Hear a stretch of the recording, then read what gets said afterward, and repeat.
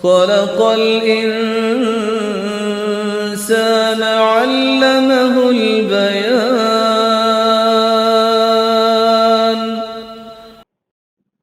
نحمده ونصلي على رسوله الكريم، أما بعد، فأعوذ بالله من الشيطان الرجيم.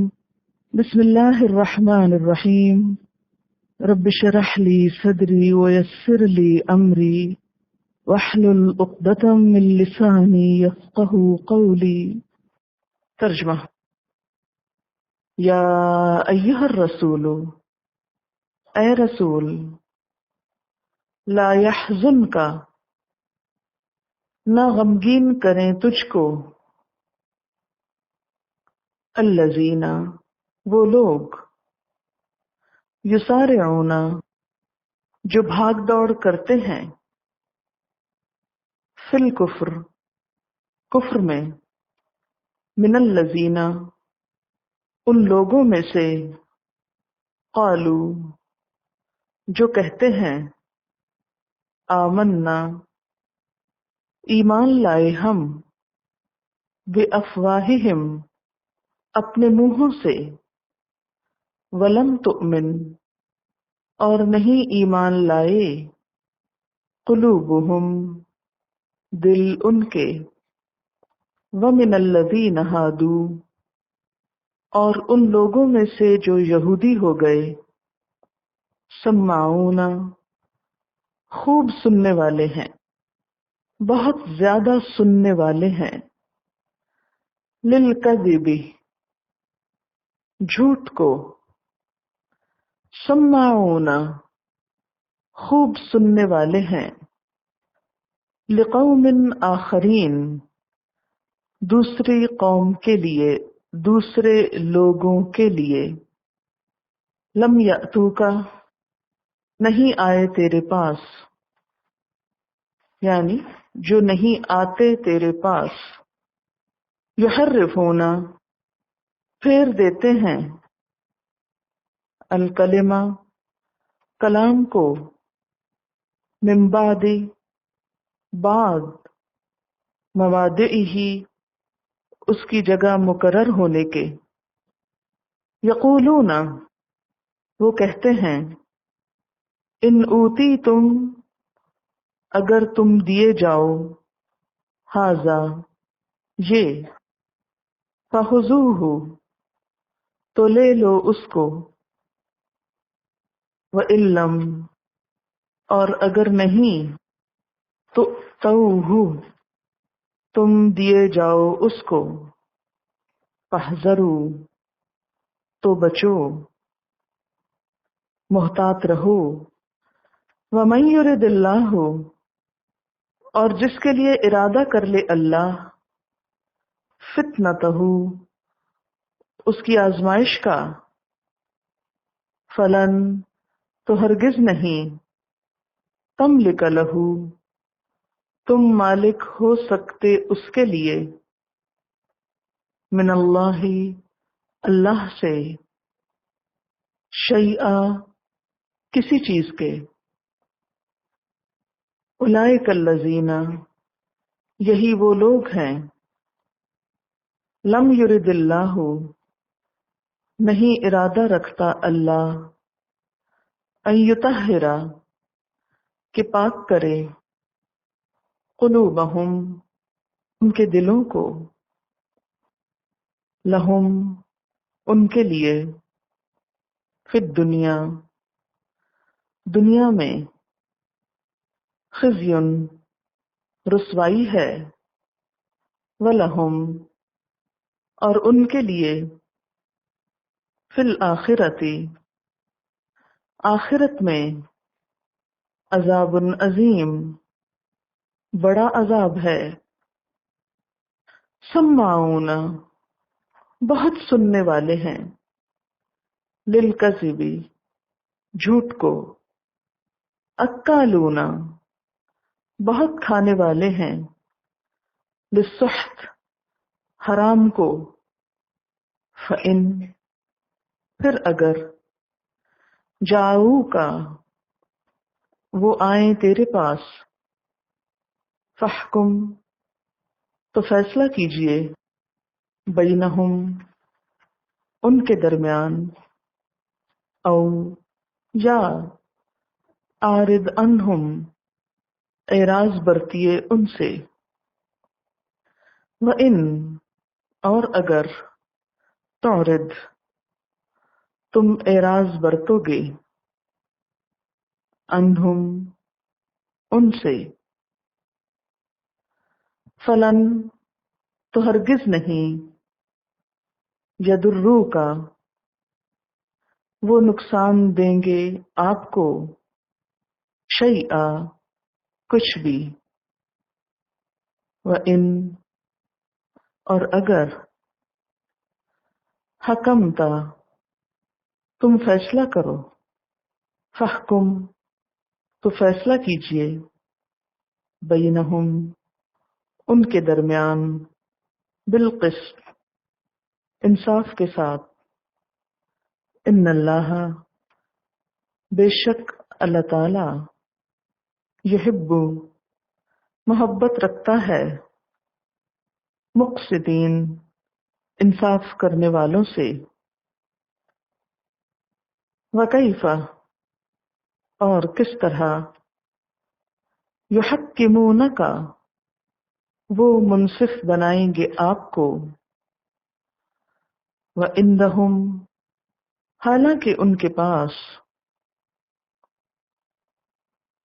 التورات تورات ہے، فیہا اس میں، حکم اللہ اللہ کا حکم ہے، ثم پھر، یتولون وہ منہ موڑ رہے ہیں، من بعد ذالک اس کے بعد، وما اولئک اور نہیں یہ لوگ، بالمؤمنین ایمان لانے والے۔ تفسیر، یا ایھا الرسول اے رسول صلی اللہ علیہ وسلم، لا یحزنک نہ غمگین کریں تجھ کو، کون؟ الذین وہ لوگ، یسارعون فی الکفر جو دوڑ دھوپ کر رہے ہیں کفر میں۔ کون ہیں وہ لوگ جو کفر میں دوڑ دھوپ کر رہے ہیں؟ من الذین ان لوگوں میں سے ہیں، قالوا آمنا بافواہہم ولم تؤمن قلوبہم جو منہ سے کہتے ہیں ہم ایمان لائے مگر دل ان کے ایمان نہیں لائے۔ کون ہوتے ہیں ایسے لوگ؟ منافقین۔ اور کون لوگ ہیں جو کفر میں دوڑ دھوپ کر رہے ہیں؟ وَمِنَ الَّذِينَ هَادُوا اور ان لوگوں میں سے جو یہودی بن گئے، یعنی انہوں نے ایک نیا مذہب نکال لیا۔ اللہ نے یہودیت نہیں اتاری، یہودیت الہامی مذہب نہیں ہے، یہ لوگوں کا خود ساختہ دین ہے۔ سماعون للکذب تو اس سے کیا پتہ چلتا ہے کہ کفر کی راہ میں تیز رہو دراصل وہ لوگ تھے جو یا تو منافقین تھے یا پھر یہود تھے۔ یہ دونوں گروہ مدینہ کے اندر مسلمانوں کی بہت مخالفت کر رہے تھے۔ منافقین وہ لوگ تھے جو ظاہری رسم و رواج اور نمائشی کاموں کو اختیار کیے ہوئے تھے، سچے اسلام کو قبول کرتے وقت ان کے مفادات پہ زد پڑتی تھی۔ یہود وہ لوگ تھے جو مذہب کی نمائندگی کی گدیوں پہ بیٹھے ہوئے تھے، سچے اسلام کی دعوت کو اپنا دشمن سمجھتے۔ کیوں؟ اس لیے کہ ان کو یہ محسوس ہوتا تھا کہ اسلام کی دعوت ان سے ان کی گدیاں چھین رہی ہے، ان کی بزرگی ختم ہو رہی ہے۔ یہ دونوں قسم کے لوگ اسلام کے خلاف سازشیں کرنے میں بہت سرگرم عمل تھے۔ تو یہ سارے اونا کا لفظ جو ہے ان کی سرگرمی کو ظاہر کرتا ہے، یعنی اسلام کے خلاف مہم چلانے میں دونوں ایک ہو گئے تھے۔ اب ان کا طریقہ یہ تھا کہ ان کے جو بڑے تھے وہ آپ کی مجلس میں کبھی نہیں آتے تھے، وہ آپ صلی اللہ علیہ وسلم کے پاس آنے کو اپنی شان کے خلاف سمجھتے تھے، اس لیے وہ خود تو آپ کے پاس نہیں آتے لیکن ان کے جو چھوٹے تھے یعنی ان کے مرید جو تھے یا ان کے چیلے جو تھے ان کو ان کے بڑوں نے اس کام پہ لگایا ہوا تھا کہ وہ جا کر آپ کی مجلس میں بیٹھے، آپ صلی اللہ علیہ وسلم کی باتیں سنیں، پھر انہیں آپ تک پہنچائیں اور پھر ان باتوں کو الٹا مطلب پہنا کر آپ کو اور آپ کے کام کو بدنام کیا جا سکے۔ اور اس کام میں وہ اتنے سرکش ہو گئے تھے کہ اللہ کے کلام کو بھی اصل جگہ سے ہٹا کر اس کا مفہوم بدلنے میں کوئی اور محسوس نہیں کرتے تھے۔ اسی لیے آگے فرمایا سماعون للکذب، ان کی سرگرمیاں کیا ہیں؟ خوب سننے والے ہیں جھوٹ کے لیے، جھوٹ کے لیے سننے والے ہیں۔ سماعون لقوم آخرین، خوب سننے والے، سماع کا مطلب کیا ہے؟ خوب سننے والا، مبالغہ کا صیغہ ہے فعال کے وزن پر۔ خوب سننے والے ہیں لقوم آخرین، دوسرے قوم کے لیے، دوسرے لوگوں کے لیے۔ کن کے لیے؟ اپنے بڑوں کے لیے۔ لم یأتوک، جو آپ کے پاس نہیں آتے۔ یحرفون الکلم من بعد مواضعہ، یہ کیا کرتے ہیں؟ اللہ کی کتاب میں، اللہ کے کلام میں ہیر پھیر کرتے ہیں، تحریف کرتے ہیں۔ من بعد مواضعہ، اس کے بعد کہ ان کا صحیح محل متعین ہو چکا، پھر بھی اس کو وہ اپنی جگہ سے پھیر دیتے ہیں۔ مراد اس سے کیا ہے؟ وہی بات جو میں نے بطور تمہید پہلے کی کہ یہ لوگ چونکہ خواہشات کے بندے ہیں، اس لیے انہیں سچی بات تو کوئی اچھی نہیں لگتی، اس سے تو کوئی دلچسپی نہیں۔ ایک تو انہیں جھوٹ پسند آتا ہے، یعنی ان کا دل لگتا ہے جھوٹ کی مجلسوں میں، آپس کی مجلسوں میں بیٹھ کر یہ جھوٹے قصے کہانیاں اور جھوٹی باتیں کرتے ہیں، جھوٹی الزام تراشیاں، تو اس میں ان کو بڑا انٹرسٹ ہوتا ہے۔ یا پھر یہ کہ وہ حضور صلی اللہ علیہ وسلم کی مجلس میں آتے ہیں اور یہاں آ کر جو سنتے ہیں اسے جھوٹ بنا کر الٹا جا کر بتاتے ہیں، اپنی طرف سے باتیں ملا کر آگے پہنچاتے ہیں، اور دوسروں کی خاطر یہ سب کچھ کر رہے ہیں، یعنی گویا جاسوس بن کے آتے ہیں اور آ کر آپ کی باتیں سن کر ان میں تبدیلی کر کے انہیں سچ میں جھوٹ ملا کر آگے پہنچاتے ہیں اور دوسروں کو جھوٹے الزامات لگانے کے لیے مواد فراہم کرتے ہیں۔ پھر کیا ہوتا ہے؟ یقولون، وہ کہتے ہیں، ان اوتیتم ھذا فخذوہ، اگر تم یہ دیے جاؤ تو اس کو لے لو۔ یہ کیا ہے یہاں؟ یعنی جو چیز تمہاری خواہش کے مطابق ہو، تمہاری مرضی اور ذوق کے مطابق ہو، اس کو لے لو، اور جو تمہارے ذوق کے مطابق نہ ہو اس کو چھوڑ دو۔ وَإِن لَّمْ تُؤْتَوْهُ فَاحْذَرُوا، اور اگر وہ نہ دیے جاؤ تو اس سے بچو۔ وَمَن يُرِدِ اللَّهُ فِتْنَتَهُ، اور جس کو فتنے میں ڈالنے کا اللہ ارادہ کر لے، فَلَن تَمْلِكَ لَهُ مِنَ اللَّهِ شَيْئًا، تو اس کو اللہ کی گرفت سے بچانے کے لیے تم کچھ نہیں کر سکتے۔ اللہ کی طرف سے کسی کو فتنے میں ڈالنے کا کیا مطلب ہے؟ اللہ کی طرف سے کوئی فتنے میں کیسے پڑتا ہے؟ بات یہ ہے کہ جب ایک انسان اللہ کی مرضی کے بجائے اپنی مرضی کرنے لگتا ہے، اپنے آپ کو خدا رسول کا تابع نہیں کرتا، بلکہ حق کے مقابلے میں مفاد اور مصلحت کو ترجیح دیتا ہے اور حق کو زیر کرنے کے لیے تخریبی سازشیں کرتا ہے، اللہ کے کلام کو بدلنے کی کوشش کرتا ہے، تو پھر ان کے اندر حق قبول کرنے کی صلاحیت ختم ہو جاتی اور یہی چیز اس کے لیے فتنہ بن جاتی۔ یعنی ان کے اوپر یہ جو حق کو قبول نہیں کر سکتے، دراصل یہ ان کے لیے ایک آزمائش ہے۔ ایسا شخص فَلَن تَمْلِكَ لَهُ مِنَ اللَّهِ شَيْئًا، اس کو اللہ کی گرفت سے بچانے کے لیے تم کچھ نہیں کر سکتے۔ یعنی گویا دوسرے لفظوں میں ایسے شخص کو تم ہدایت نہیں دے سکتے۔ اس آیت کے شان نزول میں ایک واقعہ بھی بتایا جاتا ہے۔ وہ یہ تھا کہ خیبر کا ایک امیر گھرانہ تھا جس میں ایک شادی شدہ یہودی اور یہودن نے زنا کیا، اور وہ چاہتے تھے کہ رجم کی سزا سے بچ جائیں، کیونکہ تورات کے قانون کے مطابق ان کی سزا کیا تھی؟ رجم، اور رجم کیا ہے؟ پتھر مار کر ہلاک کرنا. یہ سمجھتے تھے کہ نبی صلی اللہ علیہ وسلم کی شریعت میں ایسے زنا کی سزا کوڑے مارنا ہے، لہذا انہوں نے اپنا مقدمہ آپ کے پاس پیش کیا کہ اس طرح وہ سزا سے بچ جائیں گے.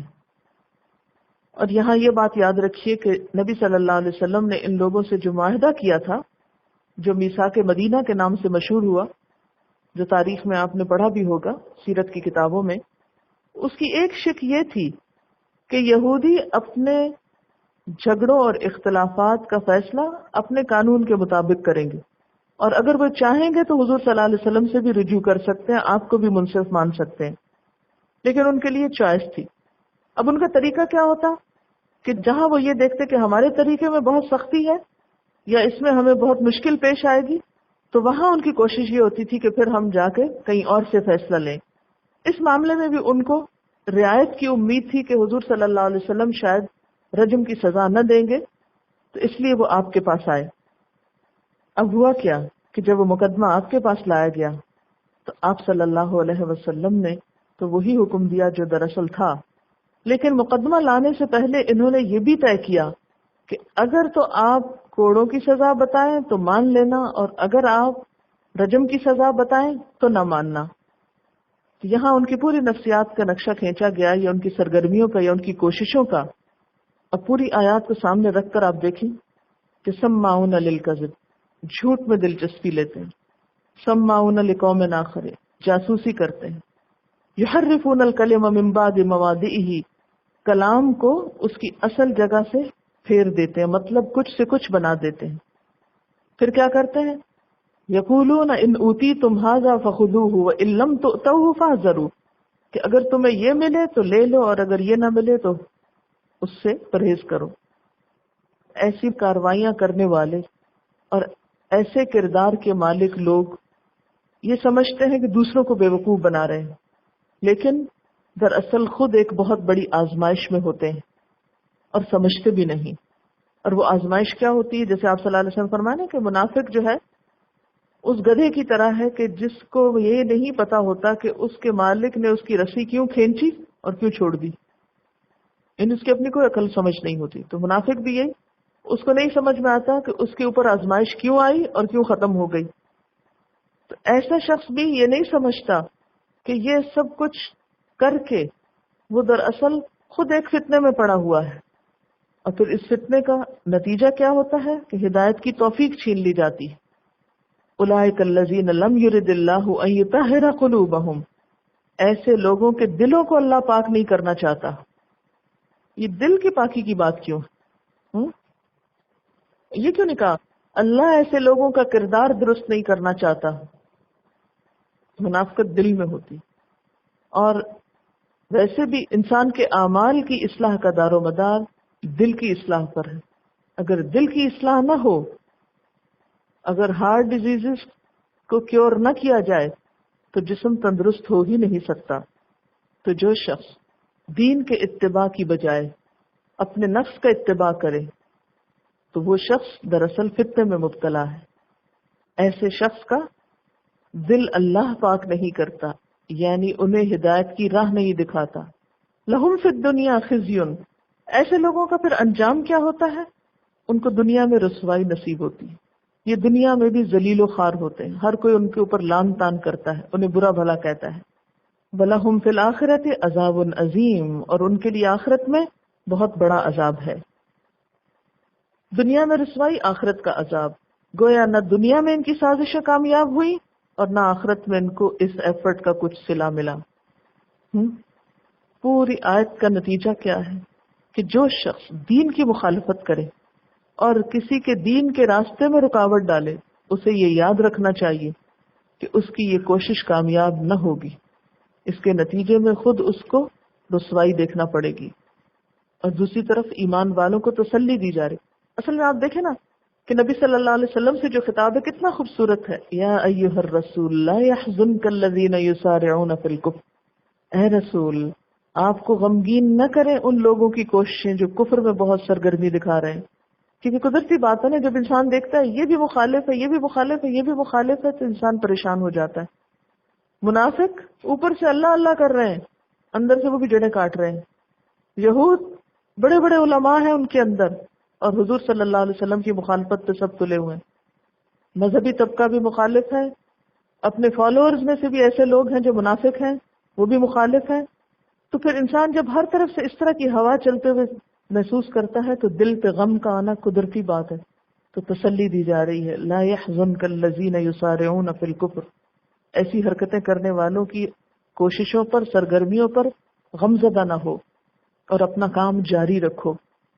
پھر مزید فرمایا سماعون للکذب، بہت سننے والے ہیں جھوٹ کے، یعنی اچھی خبروں سے، اچھی باتوں سے ان کو کوئی دلچسپی نہیں، سچائی میں ان کا دل نہیں لگتا. دلچسپی کس سے ہے؟ جھوٹ سے. کیونکہ جھوٹ میں ایک ایکسائٹمنٹ ہوتی ہے نا، اس لیے انسان کو وہ زیادہ پسند آتا ہے. کہتے ہیں کہ سب سے زیادہ اچھا شعر وہ ہوتا ہے جس میں سب سے زیادہ جھوٹ ہو، جس میں سب سے زیادہ مبالغہ آرائی ہے. عربی کا ایک قول ہے جس کا کچھ ترجمہ یوں ہے کہ سب سے عمدہ شعر وہ ہے جس میں سب سے زیادہ مبالغہ آرائی ہو، جو بہت زیادہ جھوٹا ہو، جس کی کوئی حقیقت نہ ہو. ویسے بھی آپ دیکھیں کہ حقیقی دنیا میں رہنا، حقیقت کی باتیں کرنا اور حقیقت کا مقابلہ کرنا، حقیقت کے بارے میں سوچنا، یہ ہر ایک کو اچھا نہیں لگتا. سپرفیشل باتیں اور ایسی باتیں کہ جو جن میں تھرل ہو اور جو صرف ایکسائٹمنٹ پیدا کریں، جو صرف انٹرٹینمنٹ ہو، وہ باتیں لوگوں کو بہت اچھی لگتی. اور یہ جانتے ہوئے بھی کہ یہ سب جھوٹ ہے، پھر بھی اس کے پیچھے چل. آپ دیکھیں کتنے جاسوسی ناولز اور ڈائجسٹ جو ہیں کتنے مقبول ہوتے ہیں کہ نہیں؟ جاسوسی ناول مقبول ہوتے ہیں، فکشن مقبول ہوتے ہیں، پاپولر ہوتے ہیں. اور کون سی ایسی چیزیں ہیں جو جھوٹ پر مبنی ہوتی ہیں؟ جھوٹی کہانیاں، قصے، افسانے. افسانہ کا تو میرا خیال ہے مطلب ہی جھوٹی کہانی، کیونکہ اسی لیے ادب کی ایک قسم جو ہے پھر وہ سچی کہانیاں ان کو لکھنا پڑتا ہے. ہر چیز فکشن ہے، اس لیے کہ ہم حقیقت کی دنیا میں آنا ہی نہیں چاہتے، حقیقت کا مقابلہ ہی نہیں کرنا چاہتے، حقیقت کو فیس ہی نہیں کرنا چاہتے. حقیقت کے لیے بوریت کا لفظ استعمال ہوتا ہے. یہ تو فلسفہ ہے. اور تو یہ کس کی صفت تھی؟ یہود کی صفت. سماعون للکذب، ان کی خوبی کیا ہے کہ جھوٹ کے بہت سننے والے ہیں. یعنی نبی صلی اللہ علیہ وسلم کے بارے میں کوئی اچھی بات ان کو اچھی نہیں لگتی تھی. آپ کے کوئی اصلاحی کام، کوئی آپ کی تعلیم، آپ کے جو لائے ہوئے قانون تھے، ادب کی باتیں، اخلاق کی باتیں، وہ نہیں ان کو اچھی لگتی تھی، اس میں کوئی دلچسپی نہیں لیتے تھے. لیکن وہ باتیں جو آپ کے نام پر گھڑ لی جاتی، جو جھوٹی باتیں آپ سے منسوب کر لی جاتی، وہ ان کو بہت پسند آتی تھی. اچھا آج بھی آپ دیکھیں کہ بسا اوقات مذہب کے نام پر ہی ہم سب کچھ کرتے ہیں. مذہب میں بھی جو لوگ سنجیدہ بات کرتے ہیں ان کی بات سننے والے کم لوگ ہوتے ہیں، لیکن جو لوگ جھوٹے قصے، کہانیاں اور سپرفیشل قسم کی باتیں بہت کرتے ہیں، وہاں پر آپ دیکھیں کہ ٹھٹ کے ٹھٹ لگے ہوتے ہیں. ابھی آپ دیکھیں کسی مسجد میں آپ کو اتنی حاضری نہیں ملے گی جتنی آپ کو کسی مزار پہ ملے گی. کیوں؟ حالانکہ مزار کے اوپر عبادت کی حقیقت کیا ہے، اس میں سچائی کیا ہے؟ کچھ بھی نہیں. اور مسجد کے بارے میں سب کو معلوم ہے اللہ کا گھر ہے. نماز پر اعتبار نہیں، یقین نہیں، دعا پر اعتماد نہیں، لیکن مزار پہ بہت اعتماد ہے. تو یہ ایک انسان کی نفسیات ہے. بنیادی طور پہ یہ شیطان ہوتا ہے جو اس کو ایسی چیزوں کو خوبصورت بنا کے پیش کرتا ہے. اور کیا کرتے ہیں؟ اکالون للسحت. اچھا یہ نہیں کہا اکال اور سما، کیا کہا؟ اکالون، سماؤن، جمع کا صیغہ، یعنی ان کی اکثریت کا حال یہ ان کی معاشرتی کیفیت ہے، میجورٹی یہی کر رہی ہے. سحت کھاتے. سحت کیا ہے؟ سین ہے تے، اصل میں وہ چھلکا ہے جسے جڑ سے اکھیڑ لیا جائے. مراد ہے اس سے رشوت، حرام مال. وہ کیا کرتا ہے؟ حرام مال کیا کرتا ہے؟ انسان کے دین کا دشمن ہوتا ہے. سحت کا لفظی معنی ہوتا ہے، یعنی ڈکشنری میننگ کیا ہے؟ وہ چھلکا جسے جڑ سے اکھیڑ لیا جائے، گویا دین میں وہ کام جو دین کی جڑ کاٹ دے. سحت کہتے ہیں نیست و نابود کرنے کو. تو آپ صلی اللہ علیہ وسلم نے کچھ حرام چیزوں کے لیے سحت کا لفظ بھی بولا ہے. آپ سے پوچھا گیا وہ سحت، سحت کیا ہوتا ہے؟ قال الرشوہ، رشوت. الرشوت فی الحکم، خاص طور پر وہ رشوت جو فیصلے تبدیل کراتی، فیصلوں میں رشوت. اکالون للسحت، تو ان کے علماء کیا کرتے تھے؟ غلط فتوے دے کر مال کماتے تھے. لوگوں کی مرضی اور پسند کے مطابق فیصلے کرتے، فتوے دیتے، قانون دیتے. فَإِن جَاءُوكَ، پھر اگر وہ تمہارے پاس آئیں، کس کے پاس؟ نبی صلی اللہ علیہ وسلم کے پاس. فَاحْكُم بَيْنَهُمْ، تو آپ ان کے درمیان فیصلہ کریں. او اعرض عنہم، یا ان سے منہ موڑ لیں. اگر یہ لوگ آپ کے پاس آئیں، کن کی طرف اشارہ ہے؟ یہود کی طرف. کس لیے؟ کہ آپ ان کے بیچ میں فیصلہ کریں. تو آپ کو کیا اختیار ہے؟ فَاحْكُم بَيْنَهُمْ، چاہیں تو فیصلہ کریں. او اعرض عنہم، چاہے تو آپ ان سے اعراض برتیں، یعنی ان کا مقدمہ نہ لیں. وَإِن تُعْرِضْ عنہم، اور اگر آپ ان سے اعراض برتیں گے، ان کا فیصلہ نہیں کریں گے، فَلَن يَضُرُّوكَ شَيْئًا، تو یہ آپ کو ہرگز نقصان نہ دے سکیں گے، آپ کا کچھ بھی نہ بگاڑ سکیں گے. یعنی گویا آپ کو اختیار دے دیا گیا کہ چاہیں تو یہود کے باہمی تنازعات کا فیصلہ کریں اور چاہیں تو نہ کریں. لیکن اگر کریں، وَإِنْ حَكَمْتَ فَاحْكُمْ بَيْنَهُمْ بِالْقِسْطِ، اگر فیصلہ کرنا چاہے تو پھر انصاف کے ساتھ کرنا ہوگا. اس سے کیا پتہ چلتا ہے؟ کہ مسلمان ہر حال میں انصاف سے کام لیتا ہے، چاہے اس کا معاملہ اس کے دشمن کے ساتھ ہی کیوں نہ ہو، چاہے ان لوگوں کے ساتھ ہی کیوں نہ ہو جو اس کو نقصان دینے والے ہو. ان اللہ یحب المقسطین، بے شک اللہ انصاف کرنے والوں سے محبت کرتا ہے. وکیف یحکمونک، اور وہ کس طرح منصف بنا سکتے ہیں آپ کو، آپ کے فیصلے قبول بھی کس لیے کریں گے. وعندہم التوراۃ، اور ان کے پاس تورات موجود ہے، جبکہ ان کے پاس تورات ہے. فیہا حکم اللہ، اس میں اللہ کا حکم موجود ہے. ثم یتولون من بعد ذالک، پھر وہ اس کے بعد منہ موڑ لیتے ہیں، یعنی فیصلہ کروا کے بھی پھر جاتے ہیں جب ان کی مرضی کے خلاف فیصلہ جائے. کیونکہ خواہشات کے بندے ہیں نا، کسی چیز پر ایمان تو ہے نہیں، کہیں بھی سٹینڈ تو نہیں کرتے، اس لیے جو چیز مرضی کے خلاف گئی اس کو ماننے سے انکار. وما اولئک بالمؤمنین، اور ایسے لوگ تو مومن ہی نہیں. وآخر دعوانا ان الحمد للہ رب العالمین. سبحانک اللہم وبحمدک، اشہد ان لا الہ الا انت، استغفرک واتوب الیک. السلام علیکم ورحمۃ اللہ وبرکاتہ.